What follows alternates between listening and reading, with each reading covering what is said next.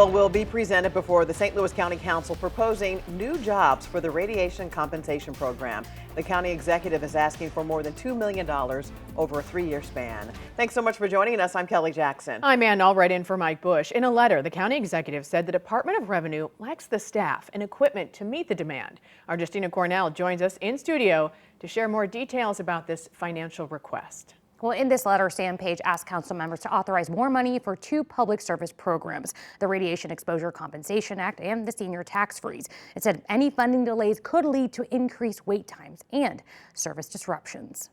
I think it's heartbreaking because the reality is it's much worse than we thought. Just Moms co-founder Don Chapman shares the harsh reality of the lives impacted by the radioactive waste in the St. Louis region. There are just so many more people that are sick, actively fighting for their life right now than even we could have imagined.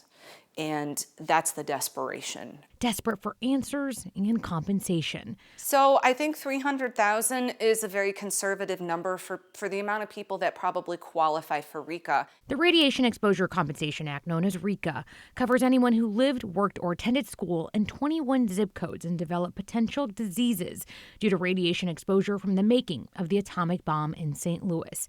In order to fill out the application, documents are needed. To assist, the Director of Revenue sent this letter to the county executive seeking financial support and said without it, it will be unable to meet its obligation and provide timely, equitable access. 300,000 requests, even if it is 80,000 requests, that's still going to completely overwhelm anything. Now, the money would hire 8 record specialists, 5 office service specialists, 2 office service representatives, along with office supplies, including research rental equipment to support the operational volume and applicant needs. Right now, it's requesting $600,000, which includes $250,000 for the Senior Tax Freeze program and software upgrades. And then it's asking for a total of $2 million to cover RECA costs in 2026 and 2027. Chapman believes this is just the beginning. Once the money starts hitting people's accounts, we are expecting a second, even bigger influx. Once people realize that this program's real.